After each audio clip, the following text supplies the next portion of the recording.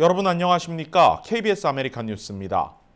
민주당 대선 후보 선출을 위한 두 번째 경선 뉴햄프셔 프라이머리에서 버니 샌더스 상원의원이 1위에 올랐습니다. 부티지지 전 사우스밴드 시장이 근소한 차 2위에 오르며 돌풍을 이어간 반면 각각 진보와 중도를 표방하던 워런 상원의원과 바이든 전 부통령은 고전을 면치 못했습니다. 김주원 기자가 보도합니다. 뉴햄프셔 프라이머리 개표 결과입니다. 개표가 98% 완료된 현재 버니 샌더스 상원 의원이 76,324표, 득표율 25.7%로 1위를 확정지었습니다. 아이오와 이변의 주인공 피트 부티지지가 뒤를 이었습니다. 72,457표, 득표율 24.4%로 1%대 격차로 샌더스를 턱 밑까지 추격했습니다. 에이미 클로부셔 상원 의원은 깜짝 3위에 올랐습니다. 1위부터 3위가 모두 24명의 대의원을 나눠 가졌습니다. 샌더스와 부티지지가 나란히 9명씩, 클로부셔가 6명을 확보하면서 남은 개표 결과는 의미 없게 됐습니다. 엘리자베스 워런 상원 의원과 조 바이든 전 부통령은 상대적으로 저조한 득표율로 한 명의 대의원도 얻지 못하는 굴욕을 겪었습니다. 일각에서는 샌더스가 1위를 했지만 부티지지가 승리한 경선이라는 평가도 나오고 있습니다. 샌더스 상원 의원은 지난 2016년 당시 뉴햄프셔에서 60.4%의 득표율을 기록하면서 37.95%에 그친 힐러리 클린턴 전 국무장관을 20%포인트 차로 압도했지만 4년이 지나 이번에는 부티지지 후보의 1%대 추격을 허용한 것이 그 이유라는 겁니다. 반면 중도 성향의 부티지지 전 시장은 다음 경선인 네바다와 노스캐롤라이나에서는 자신의 지지층이 약한 만큼 돌풍이 줄어들 수 있다는 전망도 나옵니다. 반면 두 번의 경선에서 완패한 바이든 전 부통령과 워런 상원 의원은 부티지지와 샌더스가 가져간 중도와 진보 대표주자 이미지를 반드시 가져와야 하는 절박한 상황에 놓였습니다. 네바다 코커스는 다음 주 토요일인 22일, 사우스캐롤라이나 프라이머리는 29일 토요일에 열립니다. 한편 공화당의 뉴햄프셔 경선은 아이오와 코커스 때에 이어 도널드 트럼프 대통령의 동무대가 이어지면서 큰 주목을 받지 못하고 있습니다. KBS 뉴스 김주원입니다. 시 정부로부터 15만 $1,000에 달하는 매칭 펀드 지원금을 받지 못할 위기에 놓였던 그레이스 유 10지구 시의원 후보가 온라인 후원을 통한 한인들의 지지로 10만 $9,000를 확보했습니다. 김경일 기자입니다. 그레이스 유 후보는 LA시 윤리위원회로부터 매칭 펀드 15만 $1,000 가운데 10만 $9,000를 지난 월요일 받았습니다.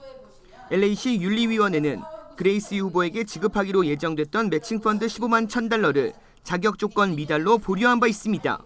매칭 펀드 자격 조건은 10지구 영주권자 이상의 후원자 100명으로부터의 후원금을 받아야 합니다. 그러나 윤리위원회는 그레이스 유 후보가 이를 충족하지 못했다는 이유로 보류했습니다.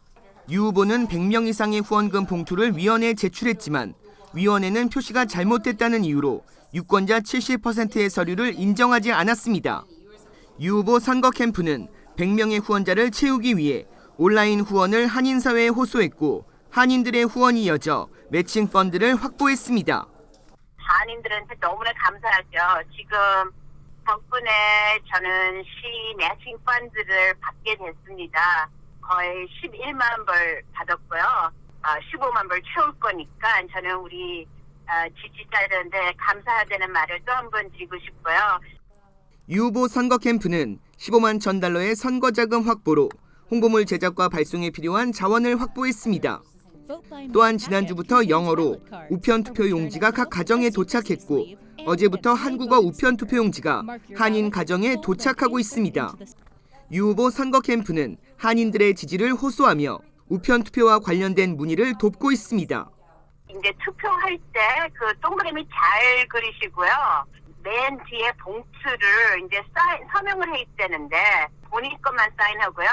생일 날짜가 아니고요. 오늘 날 사인하는 날짜로 사인해 있다니까 거기에 좀 조심해 주시고 그게 잘 못됐으면 저희 사무실로 연락해 주세요. 그러면 우리가 새로운 우편 투표를 받을 수 있게 도와드릴 겁니다. 그레이스 유 후보는 매칭 펀드를 빨리 받게 된 이유는 한인들의 관심이었다며 투표 참여에도 많은 한인들의 지지를 호소했습니다. KBS 뉴스 김경일입니다. WHO가 신종 코로나 바이러스의 정식 명칭을 코비드-19이라고 발표했죠. 하지만 한국 정부는 앞으로 정식 명칭을 코로나19로 바꿔 부르기로 했습니다.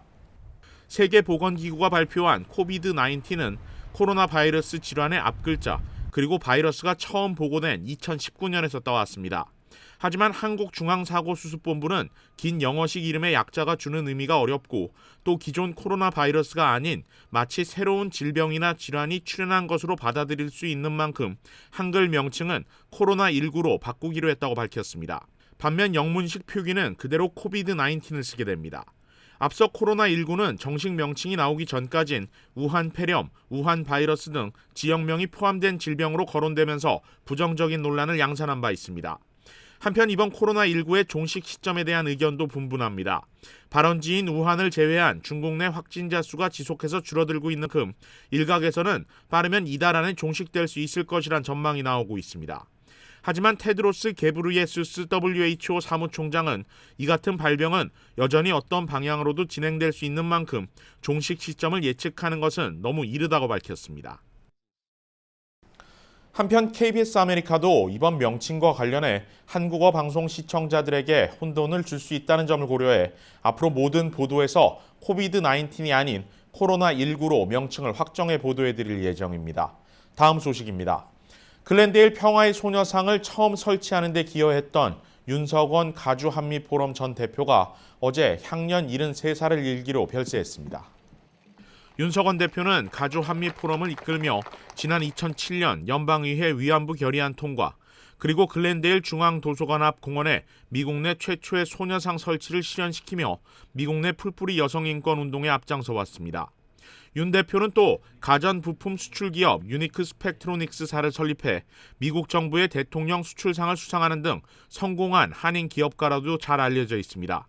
그 밖에 한인 금융계에서도 활동하며 태평양은행의 이사장, 현 퍼시픽시티뱅크 이사를 역임해 왔습니다. 고인의 장례 미사는 다음 주 수요일 오전 9시 애나하임의 성 토마스 성당에서 치러질 예정입니다. 메디케이드 지출 삭감 계획을 놓고 앤드류 쿠오모 뉴욕 주지사와 빌 드블라지오 뉴욕시장이 충돌했습니다. 주지사의 삭감 계획에 시장이 청문회까지 참석해 강한 반대 입장을 표명했습니다. 제휴사 뉴욕 KBTV 이상경 기자입니다. 쿠오모 주지사는 지난달 신년 연설에서 총 1,786억 달러 규모의 행정 예산안을 발표했습니다. 그는 60억 달러 규모의 재정 적자를 해소하기 위해 메디케이드 재설계팀을 구성해 메디케이드 지출 중 25억 달러를 삭감하겠다고 밝혔습니다. You say deficit and they say, "Oh, you're going to have to cut."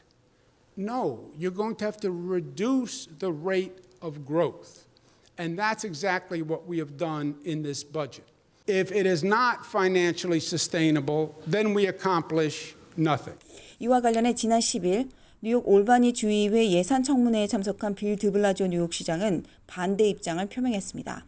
드블라지오 시장은 주지사의 메디케이드 지출 삭감 계획이 실행되면 내년 시내 19곳 보건소가 폐쇄되고 1,300여 명의 의사 간호사들이 일자리를 잃게 된다고 강조했습니다. 그는 주의원들과 함께 주지사의 메디케이드 지출 삭감 계획을 막고 주민들의 건강을 지킬 것을 밝혔습니다. 주정부의 예산 부족 문제를 시 정부에 전가하는 것은 용납할 수 없다고도 강력히 비판했습니다.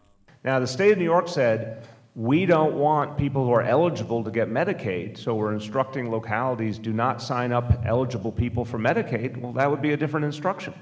But we're following the state's very own concept that people who are eligible should get health care. 대신 빌 드블라지오 시장은 부유층에 세금을 부과하는 부유세 인상을 제안하며 이를 통해 부족한 예산은 충당할 수 있다고 주장했습니다. 논란이 거세지자 쿠오모 주지사 측은 이로 인해 600만 명의 뉴요커들이 그간 받던 메디케이드 혜택을 받지 못할 일은 없을 것이라며 뉴욕시는 올해도 3억 1,800만 달러 규모의 지원금을 받을 것이라고 반박했습니다. KBTV 뉴스 이상경입니다.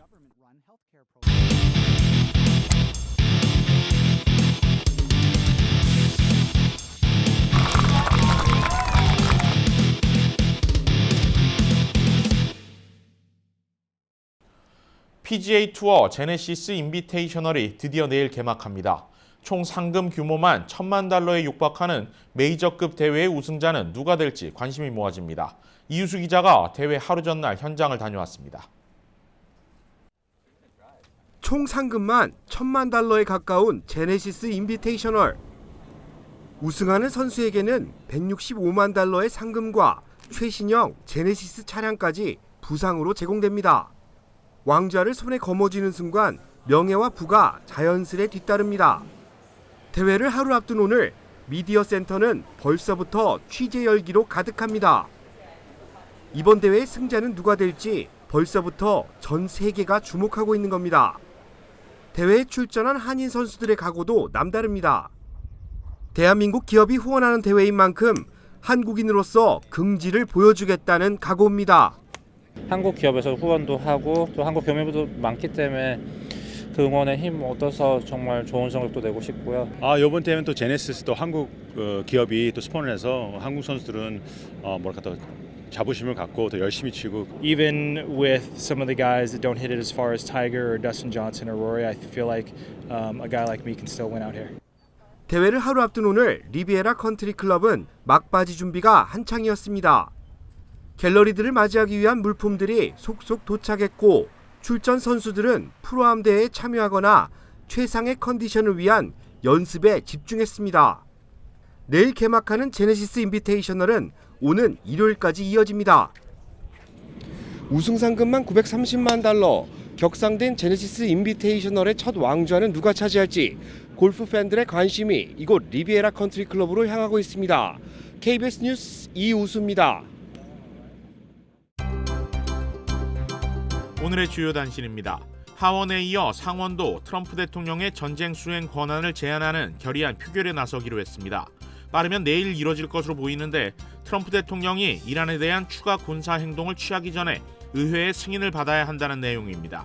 결의안은 지난달 초 미국이 이란 사령관인 솔레이마니를 공습 사살한 직후 발의됐습니다. 북서부 아이다호 메리디안 시내 한인 교회 건물 안에서 여성 신도를 성폭행하려다 미수에 그친 50대 한인 남성에게 배심원단이 유죄 판결을 내렸다고 현지 언론이 전했습니다. 아이다호 스테이트 저널은 올해 52살인 김모 씨가 지난 7일 배심원단에서 유죄 판결을 받았으며 최대 20년형까지 선고받게 될 것이라고 보도했습니다. 디즈니랜드의 1일 이용권이 처음으로 $200를 넘어섰습니다. LA타임스는 디즈니랜드와 캘리포니아 어드벤처를 하루에 모두 방문할 수 있는 1일 자유 이용권이 성수기 가격 기준 $199에서 $209로 오르며 $200를 넘어섰다고 전했습니다. 오늘 새벽 3시경 한인들도 많이 살고 있는 오렌지 카운티 터스틴 지역 15,700블럭 윌리엄스 스트릿에 위치한 아파트 단지에서 5등급 경보가 발령된 대형 화재가 발생했습니다. 불은 오전 8시경 진화됐는데 진화 과정에서 2명이 다치고 100여 명의 주민들이 긴급 대피했습니다. 남가주 휘발유 가격이 하락세를 이어가면서 지난해 3월 이후 최저 수준으로 떨어졌습니다. 전국 자동차 클럽 AAA에 따르면 오늘 LA 카운티 평균 휘발유 가격은 갤런당 $3.56로 이는 지난해 3월 25일 이후 가장 낮은 수준입니다. 오렌지 카운티 역시 어제보다 내린 $3.50를 기록하며 3월 24일 이후 가장 낮은 가격을 기록했습니다. KBS 아메리칸 뉴스는 시청자들의 의견을 소중히 생각합니다. KBS 아메리칸 뉴스 마칩니다. 고맙습니다.